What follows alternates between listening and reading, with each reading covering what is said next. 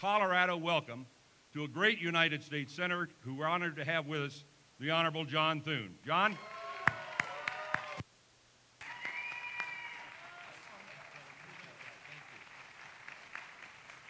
Well, thank you, Bill. It's great to be in Colorado, and thank you for coming out today to support Ken Buck's Senate campaign.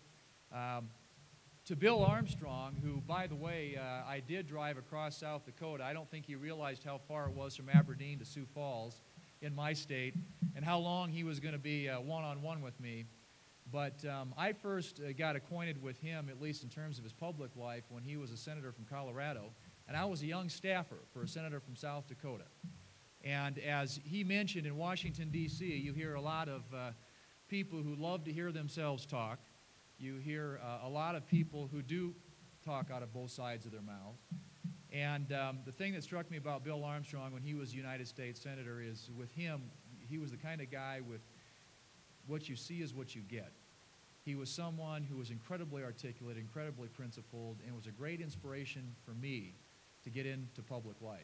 And had it not been for people like Bill Armstrong, it'd be easy to get disillusioned with what's happening in Washington, D.C. But as a young staffer, he's somebody who made a great mark on my life. And then when I had the opportunity to drive him across South Dakota, I was like a kid in a candy store asking him questions about running for office.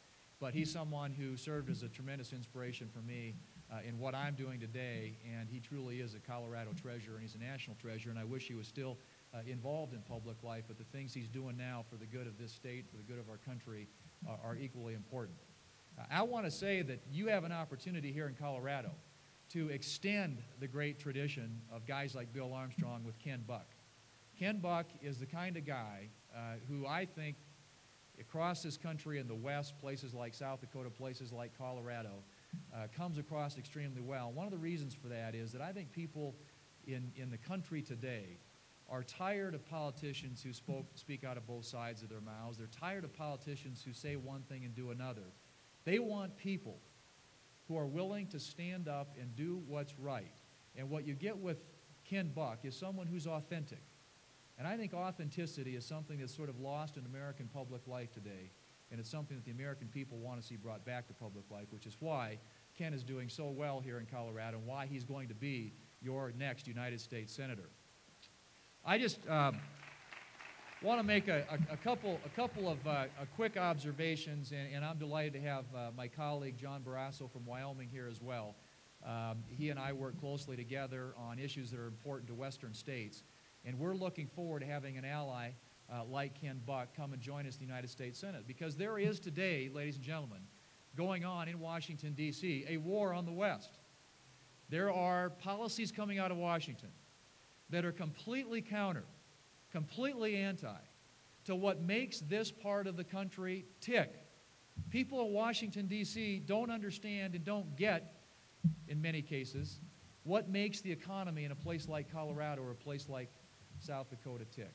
We need people who will represent those core values that come out of the heartland of this country, who understand that it's important that we have energy policies that promote energy independence, so that we're not sending $1 billion a day to foreign countries around the world who don't like us, and who understand that the way that you create jobs isn't to expand the government, it's to expand the economy. And you do that by allowing people to keep more of what they earn. You do that by keeping the government limited and how much it's sucking out of the private economy. And right now, we've got a government that's been through the most massive expansion in the last 18 months and any time since the 1960s. The government continues to grow. We continue to create thousands of new jobs in Washington, D.C. at the same time that we're hemorrhaging jobs in places around this country, like Colorado. It's time that we change that. And we need people who will come to Washington, D.C., who will do the right thing for our economy, who will do the right thing for jobs, who will do the right thing for free enterprise and for free markets, who understand that the role of the government ought to be limited. And right now, ladies and gentlemen, what we see is a massive expansion of government in Washington, D.C. at the expense of jobs all across this country.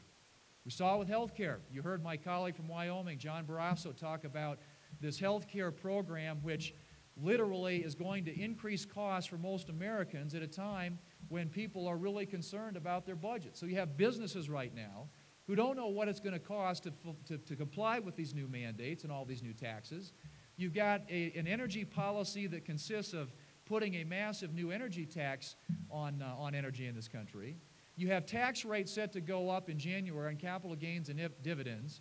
You have uncertainty about the death tax, so we don't know whether or not you're going to be able to pass on the farmer, the rancher, the small business to the next generation. You've got all this uncertainty coming out of Washington, D.C., and that's just Congress.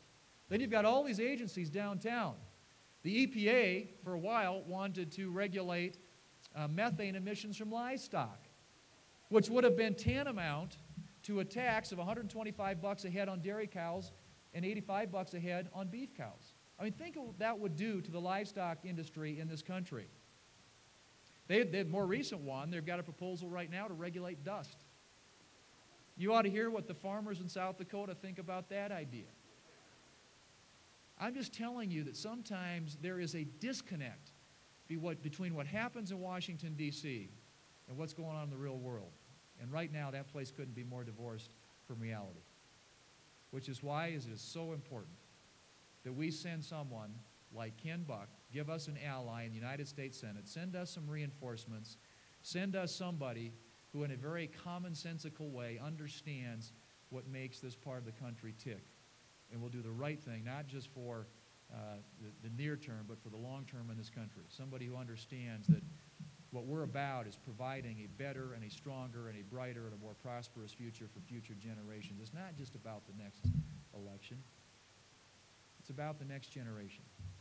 And we need leaders in America today who understand that and will do the right thing for the future of this country. And so I'm asking you, in this critical election, on this critical day, which is the day when the absentee ballots go out and people start voting, and I'm told that more than half of the people in Colorado are going to vote ahead of time, absentee ballot, through the mail, all the various ways that you have of doing that here in your state. We need you to engage in a way that you never have before. Because what we need for Ken Buck's campaign and for him to be successful, and by the way, for Perry, and I will say that I know this firsthand because I can speak from personal experience that, like myself, Ken married above his head. And he's very blessed to have a partner on the campaign trail like Perry because she understands what the stakes are in this election, why it's so important that she double down and work as hard and really doubles his ability to be more places in Colorado and can be out there as an advocate for him. But we need people like all of you here today and like those friends and neighbors and family members that you can recruit who are willing to go out there, to pound in yard signs, to write letters to the editor, to walk neighborhoods, to make phone calls, to stuff envelopes, and if you can, to contribute to his campaign so that we can send this principled, hardworking leader to Washington, D.C. to represent Colorado and to build a better, stronger, more prosperous future for your state and for our country. Thank you for what you have already done. Thank you for what you're going to do. May God bless you in this campaign, and may He continue to bless the United States of America. Thank you.